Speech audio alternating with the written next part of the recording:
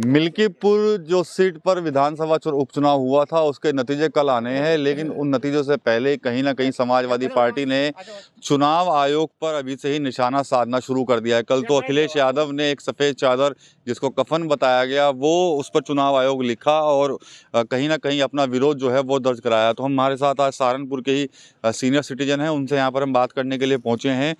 प्रायोजक हैं cancer healer centre, a new beginning. Sharma ji से बात कर लेते हैं। जिस तरह से कल अखिलेश यादव सफ़ेद चादर लेकर पहुंचे, उस पर चुनाव आयोग लिखा गया, उस चादर को कफन बताया जा रहा है और कहीं ना कहीं चुनाव आयोग पर सीधे तौर पर निशाना साध दिया है। कैसे देखेंगे आप इस चीज़ को? अखिलेश यादव जी हों, चाहे राहुल गांधी हों या विपक्ष के और नेता हों, अब तो लगता है कि इनकी बातों पर कुछ टिप्पणी की ही न जाए। इनकी वही घिसी पिटी बातें कि जब जीतते हैं तो लोकतंत्र की जीत हो रही है, हमारा जनता प्रभाव है इसलिए हम जीत रहे हैं, और हार रहे होते हैं तो या तो ईवीएम पे ठीकरा फोड़ते हैं या चुनाव आयोग पे ठीकरा फोड़ते हैं या कहते हैं भाजपा ने प्रशासन से मिलकर हेराफेरी कर दी। ये इनकी आदत बन गई है और इस तरह के स्तर के आदमी को चुनाव आयोग की कफन यात्रा निकालना, ये मैं समझता हूँ कि ये कोई मतलब कहने में कि इससे ज़्यादा शर्मनाक हरकत कुछ हो ही नहीं सकती। जब 24 के चुनाव हुए थे लोकसभा, तो कहीं ना कहीं इनकी पार्टी जो गठबंधन था उसको काफ़ी सीटें मिली थी। कल भी हमने चर्चा की तो लोग यही कह रहे थे कि भाई जब चुनाव हुआ तो आपको इतनी सीटें मिली कि आप तीसरी पार्टी भी बन पाए देश की, उसके बावजूद भी आप चुनाव आयोग पर उंगलियां उठा रहे हैं। मैं कहा नहीं कि इनको आदत है, पहले ये कांग्रेस से समझौता कर रहे थे, अभी दिल्ली के अंदर कांग्रेस अलग, ये केजरीवाल की आप पार्टी के समर्थन में चले गए और एक तरफ कहते हैं कि हम मिले हुए हैं। इनका तो यही नहीं पता चलता कि ये किसके साथ मिले हुए हैं और किससे अलग है, पर ये सच्चा है कि ये मिलके चल भी नहीं सकते कभी जो है। ठीक है, आप कैसे देखेंगे जिस तरह से चुनाव आयोग पर निशाना साधा अखिलेश यादव ने? मैं अखिलेश यादव जी के बारे में सिर्फ इतना ही कहूँगा कि एक शायर ने कहा है, जब कुछ न बन सका तो तमाशा बना दिया। तो इनके पास एक तमाशा बनाने के अलावा और कुछ नहीं बचा। ये जगह जगह हर चीज़ पे कहीं ना कहीं नुक्ता चिन्ह निकालने में ही लगे हुए। दाबना तो इनको इतना दिखाई नहीं दे रहा कि हमारे पास कहीं पब्लिक का समर्थन इतना है। वह और क्या करें, कहीं ना किसी बहाने से ये टांग खींचने का काम करते हैं। ऐसे ही जैसे आपने बताया अभी चुनाव आयोग के बारे में, ये अच्छी हरकतें हैं इस तरीके की। दूसरा, एक वो वहाँ कुंभ मेले के बारे में भी इन्होंने कहा आपने स्पष्ट जानकारी नहीं दी, फलाना नहीं करा, ये नहीं करा। मतलब इतने बड़ा आयोजन जहाँ लाखों करोड़ों लोग जा रहे, उसमें कोई छोटा मोटा छूट ऐसी बात तो एक सामान्य सी बात है, बहुत बड़ी चीज़ नहीं है।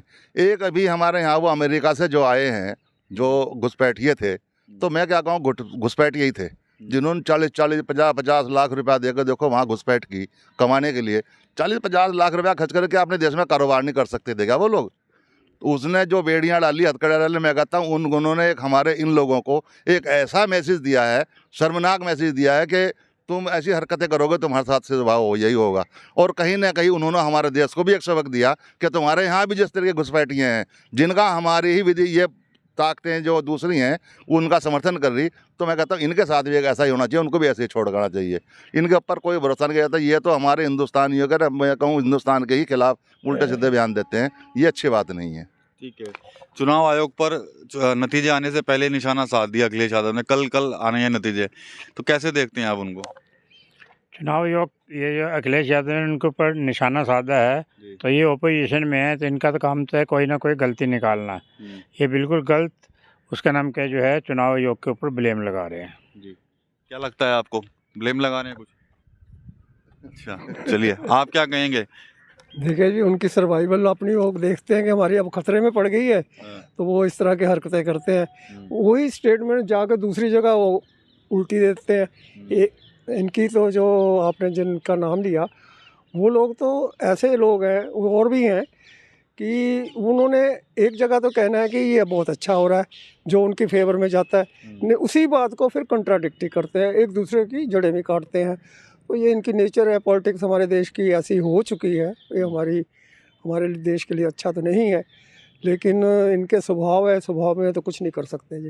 अच्छा। है ना, अभी केजरीवाल का ही आप देखिए कि वो दिल्ली में इलेक्शन हुआ है, आज ही वो पूरी कैंपेन पे चल पड़े हैं कि देखो जी ऐसा कर दिया इन्होंने, ऐसा कर दिया जी इन्होंने, ऐसा कर दिया।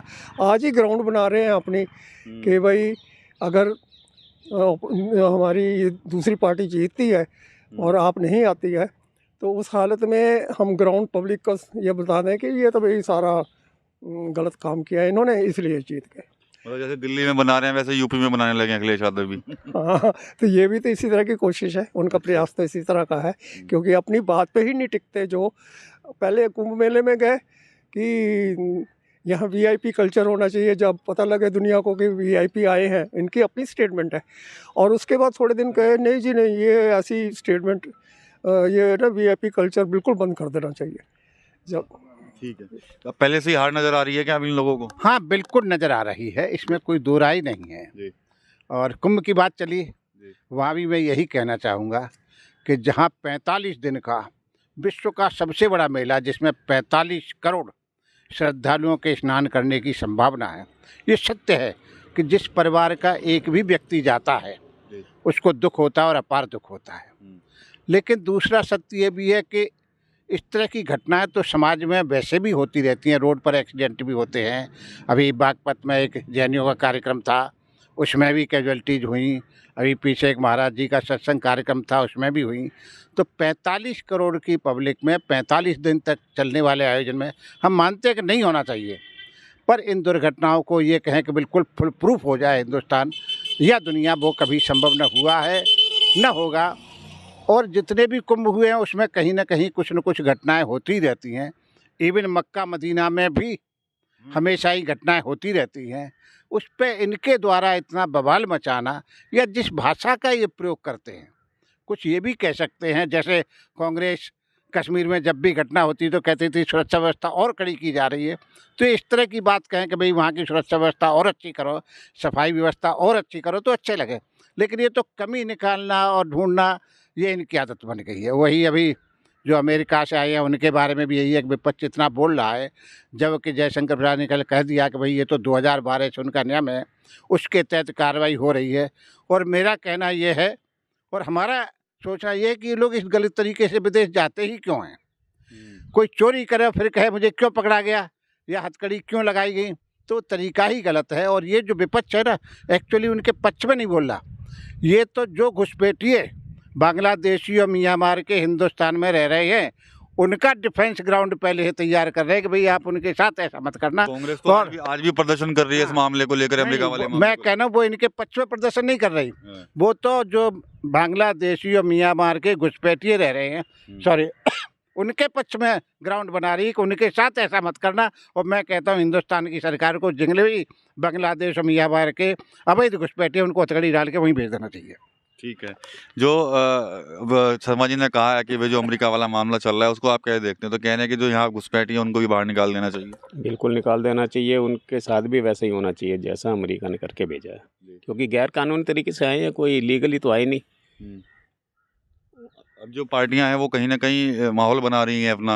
आज कांग्रेस भी प्रदर्शन कर जा रही है उनके समर्थन में, उन लोगों के जो वापसी भेजे गए हैं। विपक्ष का तो वो काम है जी, कुमार का कहीं जोर नहीं चलता तो गधे के कान ऐडना शुरू कर देता है, बस वही विपक्ष कर रहा है। और जो ये कफन को लेकर जो बयान सामने आया जो चुनाव आयोग को लेकर, उसको क्या, उस पर क्या कमेंट करेंगे आप? उस पर भी ऐसा ही, बिल्ली का कहीं जोर नहीं चलता तो खम भाई। अच्छा, बस तो यहाँ पर सीनियर सिटीजन थे, इनसे बात की है। शुरुआत तो यहाँ पर शुरू हुई थी चर्चा जो अखिलेश यादव का चुनाव आयोग को लेकर बयान था, लेकिन जो चर्चा ख़त्म हुई है वो कहीं ना कहीं अमेरिका से जो 104 लोग डिपोर्ट किए गए उन पर आकर थमी है। साफ तौर पर ये लोग डिमांड कर रहे हैं कि अमेरिका ने एक भारत को बड़ा संदेश दिया है। जिस तरह से अमेरिका ने उन घुसपैठियों को वहाँ से भारत वापस भेजा है, तो ठीक उसी तरह से जो हिंदुस्तान के अंदर जो म्यांमार और बांग्लादेश के लोग रह रहे हैं उनको भी यहाँ से निकालना चाहिए। टीवी9 यूपी के लिए सहारनपुर से विकास कपिल। प्रायोजक हैं cancer healer centre, a new beginning.